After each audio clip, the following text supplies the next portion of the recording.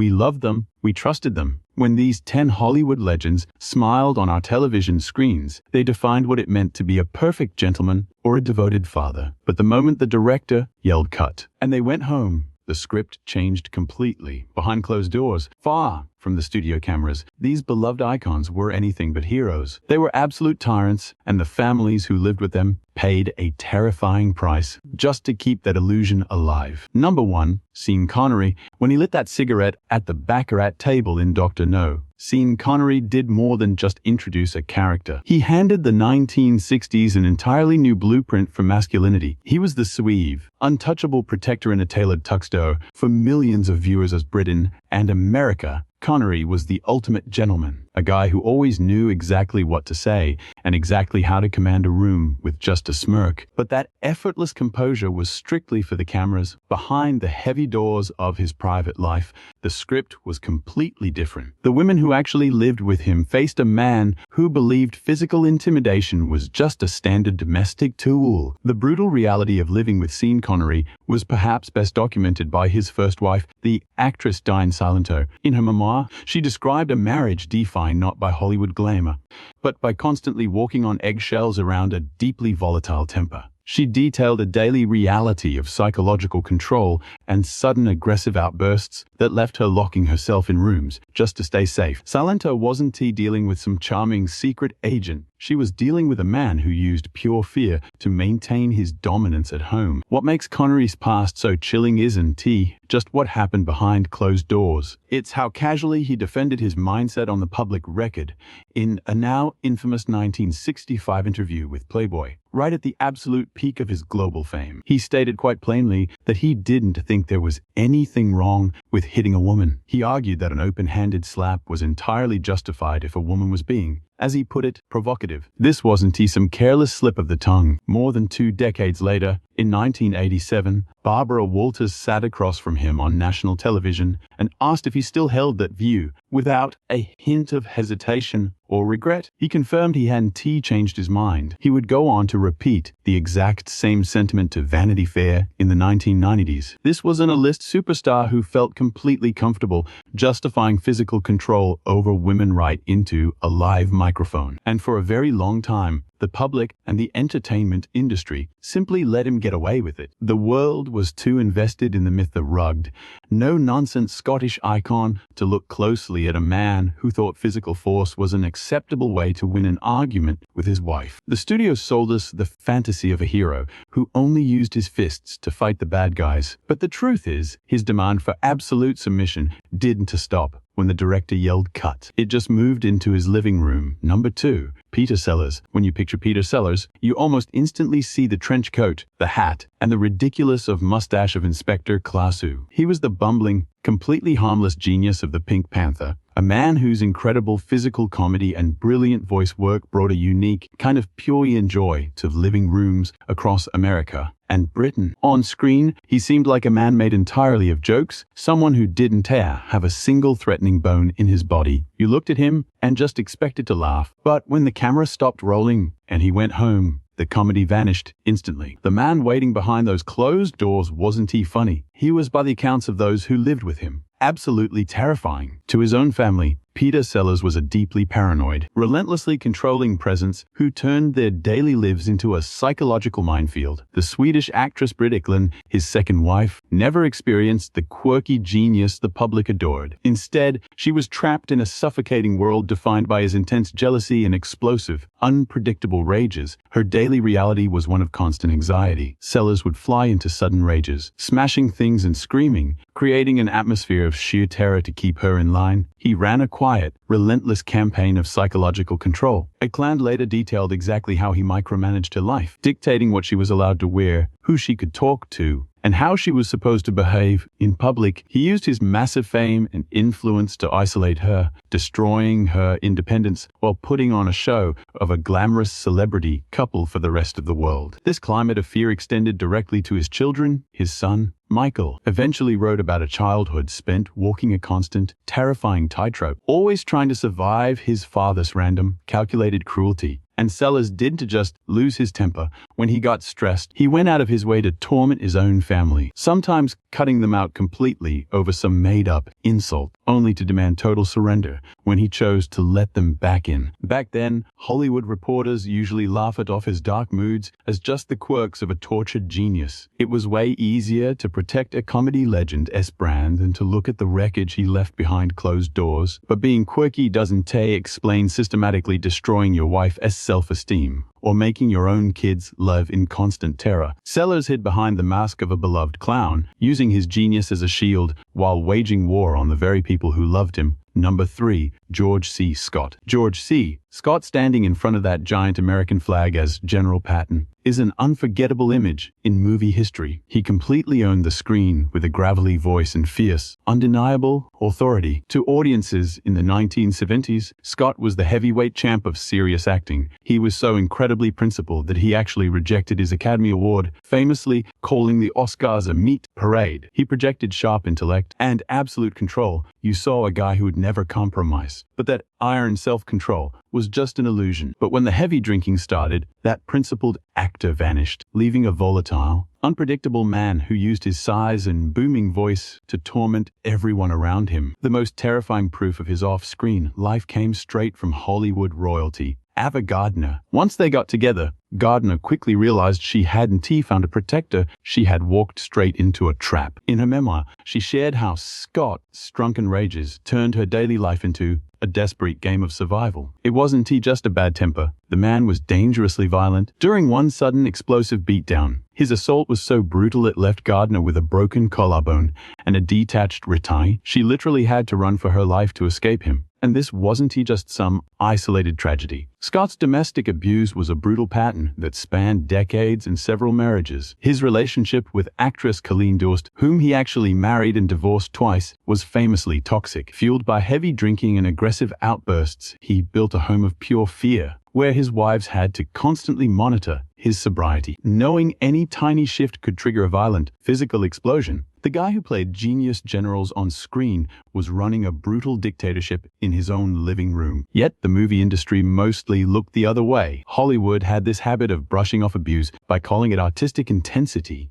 Producers and directors traded stories about how incredibly difficult he was on set, but the actual danger he posed to the women in his life was treated like a footnote. Studios actively protected his image, keeping his reputation as an American icon completely safe. They let fans keep worshipping this strong, powerful leader on the silver screen, completely shielding everyone from the violent man waiting in the dark. Number 4. Rex Harrison. Walk into a movie theater in 1964 to watch My Fair Lady, and you saw the peak of British sophistication. Playing Professor Henry Higgins, he was arrogant, sure, but he was also incredibly charming. He wore sharp tweed suits, had a quick wit, and sang sweetly about getting used to her face. To millions of fans in Britain and America, he was the ultimate upper-class gentleman, elegant and refined, but in his own home, all that class completely vanished. The guy who played harmless gentleman on screen had a much darker, secret nickname among the Hollywood press. They called him Rex the Hex. Harrison did actually need to throw punches to destroy the people in his life. Instead, his weapon of choice was cold, calculated psychological warfare. Driven by ego and casual cruelty, he demanded absolute devotion from his wives while constantly putting them down. Being married to Rex Harrison meant being slowly broken down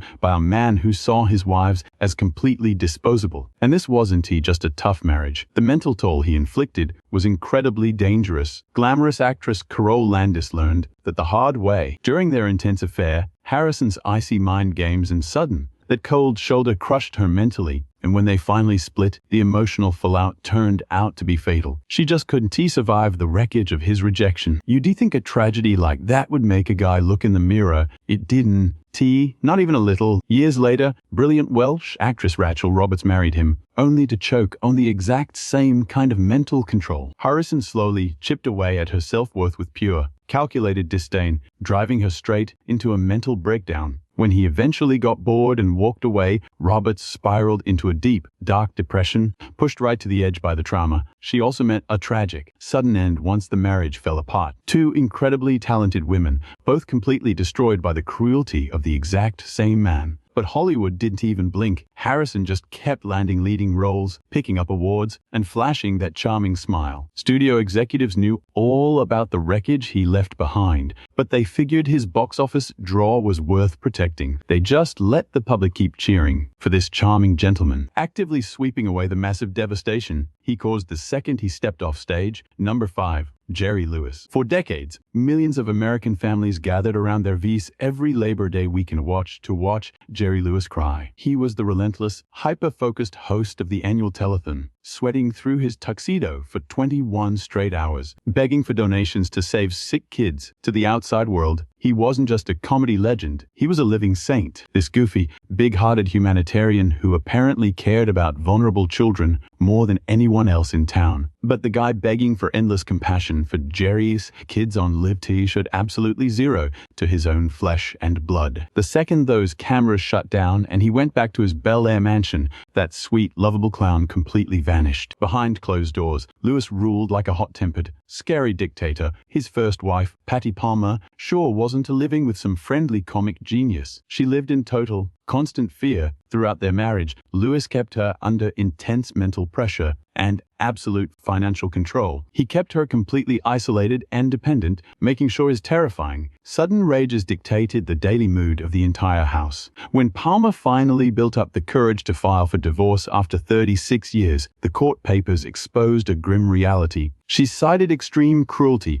pulling back the curtain on a star who used his power to totally dominate his wife. Still, the worst of his domestic abuse was taken out directly on his sons. The kids of America's beloved family entertainer grew up absolutely terrified of their dad. Years later, they opened up about a childhood that felt more like a hostage situation. Lewis didn't just discipline his boys, he straight up terrorized them. They remembered brutal beatings, detailing how he used a leather belt to force total, unquestioning submission. They had to walk on eggshells constantly, knowing one wrong word could trigger a violent, physical explosion. What makes all of this so hard to stomach is the shield he built to hide it. Jerry Lewis literally weaponized his charity work. It completely blinded the public and the media. I mean, how could anyone criticize a guy who was raising hundreds of millions of dollars for charity? His massive public charity work made his private abuse basically untouchable. He hid behind his status as an American hero, keeping the spotlight on the tears he cried for strangers, while the kids who actually shared his last name had to survive his terrifying fury all alone. Number 6. Richard Burton. Just listening to him speak, you felt the weight of a classically trained genius. He owned the most famous voice in all of Britain, a deep, commanding baritone that could make reading a phone book sound like high art. In the 1960s,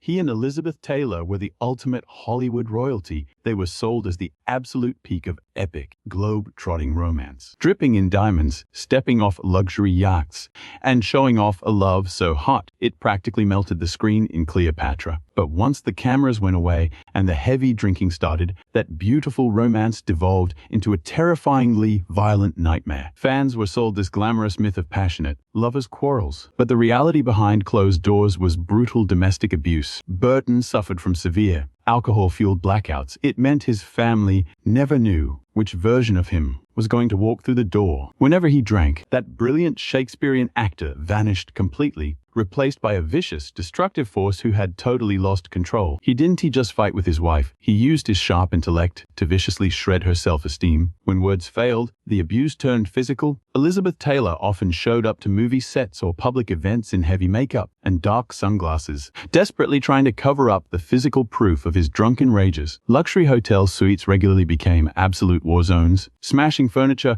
and leaving emotional wreckage for others to quietly clean up. What makes Burton's history so disturbing today is how the press rebranded his violence to protect his prestige, instead of calling it what it was: assault. The media excused his behavior as the byproduct of a fiery artistic temperament. Tabloids and magazines labeled their relationship tempestuous. They painted the physical fights as inevitable clashes between two giant personalities, as if violence was just how passionate geniuses communicated. The studios and the media essentially romanticized a deeply toxic marriage. They gave Burton a free pass, letting him hide his brutality behind the excuse of being a tortured, heavy-drinking intellectual. Audiences just marveled at the million-dollar diamond rings he bought as apologies, while everyone deliberately ignored the terrifying reality of the woman who actually had to wear them. Number 7. Desianas. Turn on a television in the 1950s, and you likely visited Ricky Ricardo's living room. As the star and co-creator of I Love Lucy, Desianas didn't he just play a husband? He helped invent the concept of the American sitcom family with his trademark conga drum and warm smile. He was the exasperated,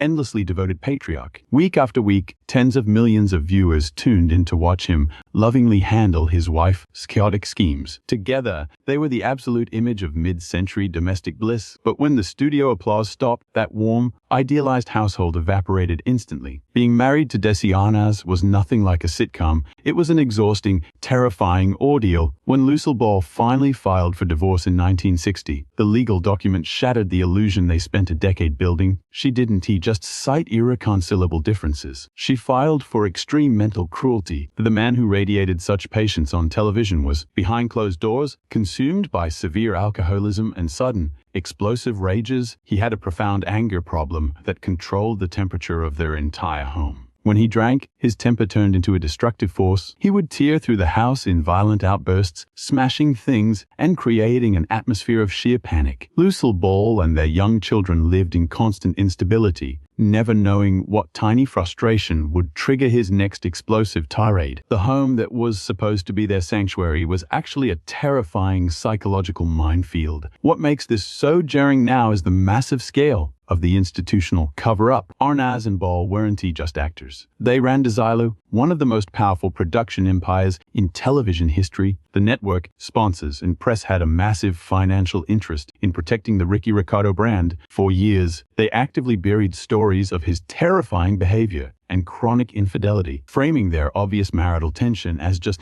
the everyday stress of running a high-stakes business. The industry let him profit enormously by selling a perfect marriage to the American public, while using an army of publicists to hide the fact that he was tearing his actual family apart. He built a television legacy on the idea of a loving home, while turning his real home into a place of constant fear. Number 8. Errol Flynn. When he swung across the rigging in Captain Blood, or drew his sword as Robin Hood, he literally defined what an action hero was supposed to be. He was the ultimate dashing rogue, fearless, impossibly handsome, and effortlessly charming. For moviegoers in the 1930s and 40s, Flynn was the pinnacle of romantic adventure. He was the man who always fought for justice, outsmarted villains, and most importantly, always protected women. But that on-screen chivalry was nothing more than a well-rehearsed costume. The second he stepped off the Warner Brothers lot, the heroic protector vanished completely. In his place stood a man who treated absolute cruelty not as a flaw, but as a lifestyle. His marriage to glamorous French actress Lily Dameda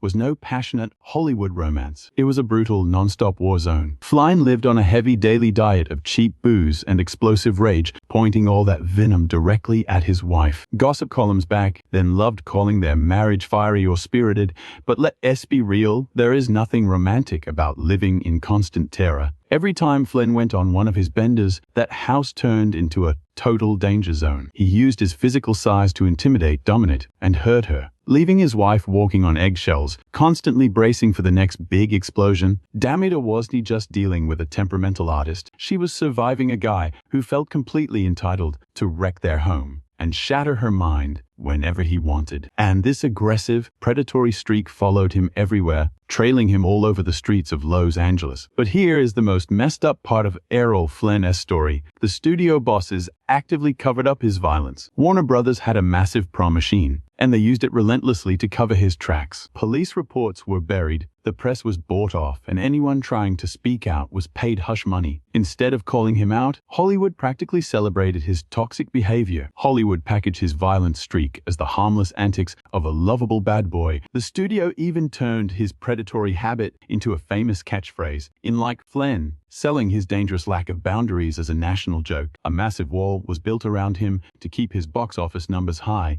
letting audiences keep cheering for his heroic outlaws on the big screen, all while hiding the fact that they were funding a monster who saved his absolute worst for the women behind closed doors. Number 9. Bing Crosby. When Bing Crosby softly sang the first lines of White Christmas, he didn't just record a massive hit. He became the ultimate dad figure for mid-century America. With his relaxed vibe, his pipe, and that smooth baritone, he projected this incredibly warm, comforting energy. To millions of families watching his holiday specials, Crosby was the perfect, patient, loving father figure. He was the guy everyone trusted, a warm, soothing voice echoing in every living room during Christmas. But that easygoing persona was just a carefully crafted mask. The second he stepped through his front door, the warm, smiling father vanished. In his place stood a cold, harsh dictator who ruled his household with terrifying, iron-fisted discipline. The truth about living with Crosby came out when his eldest son, Gary, wrote a memoir that completely shattered the Hollywood myth. Crosby didn't have the wild,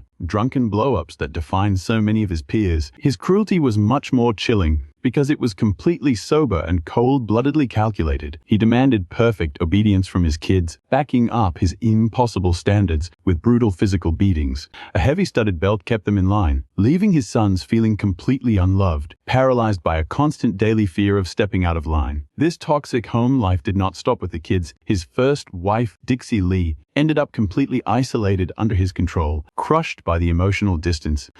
Heavy mind games he brought into their marriage. She eventually turned to heavy, non-stop drinking just to survive the suffocating reality of her own home. What makes Crosby's past so disturbing is the massive, crazy gap between the real man and his wholesome brand. The media and the studios were heavily invested in keeping the Bing Crosby brand clean. Reporters looked right past his family's clear misery, making sure people kept buying his albums and watching his TV specials. He cashed in on the idea of perfect family values, while everyone looked away as he quietly broke the spirits of his own wife and kids. The deep mental scars he left behind haunted his children for decades. Growing up under his rule left deep wounds that never healed, leading to tragic, messy downfalls long after they finally got out of his house. We are still told to find cozy comfort in his voice every single December, totally hidden from the fact that to the people who actually shared his last name, he brought nothing but terror. Number 10, Oliver Reed. When Oliver Reed dominated the screen in hit films like Women in Love or Gladiator, he brought a raw, dangerous, and completely hypnotic energy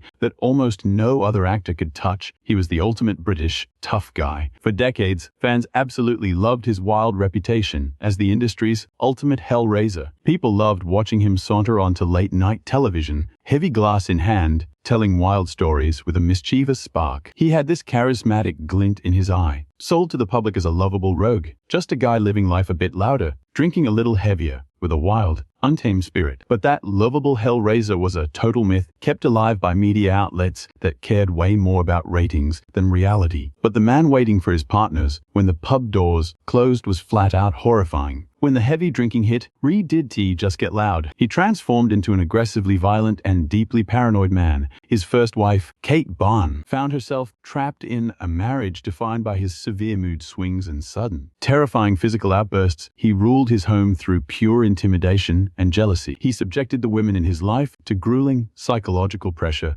isolating them and demanding total submission. The women who actually lived with him never saw the charming gentleman that late-night hosts laughed with. Instead, they had to survive a controlling bully who used his massive frame to keep them in constant, suffocating fear. What makes Reed's legacy so uncomfortable now is how the British entertainment industry cheered him on. Television producers knew exactly how destructive and volatile his drinking was, yet they kept booking him on live broadcasts, hoping he would get aggressive for the ratings. They basically funded and applauded a man whose violent rage was actively destroying the women in his life. Tabloids and late-night hosts just called him a proper lad. They described his behavior as colorful or unpredictable. By treating his violent instability as a fun punchline, the media gave him the perfect cover for his domestic tyranny. They let the public applaud a sanitized caricature while totally ignoring the collateral damage he left in his wake. And though his massive career came to a sudden halt on a movie set in Malta, the industry made sure the ugly truth about his cruelty stayed hidden in the shadows before the screen faded to black. Number 11, Cary Grant. To define the word sweeve in the middle of the 20th century, you only needed 2 words. Cary Grant, with his sharp tailored suits and that unplaceable mid-Atlantic accent, and an effortless, magnetic charm, he was the absolute gold standard of Hollywood leading men. In classics like North by Northwest and To Catch a Thief, he projected a flawless image of sophisticated romance. He wasn't just an actor, he was an institution of pure elegance. For decades, people believed he was the ultimate gentleman, completely incapable of an unrefined thought. But the Cary Grant you saw on screen was a carefully constructed fiction. The second the director yelled cut and he went home to his estate, the charming gentleman totally vanished. The man behind closed doors was driven by deep paranoia and an obsessive, terrifying need for absolute control. The dark reality of his home life was exposed by his fourth wife, actress Diane Cannon. When she married him, she didn't step into some glamorous Hollywood romance. She walked straight into a psychological prison. Grant didn't he just want a partner. He demanded a subject to mold. He micromanaged every single part of her life, dictating what she wore, how she spoke, and who she was allowed to talk to. He used his massive fame and sharp intellect to constantly belittle her,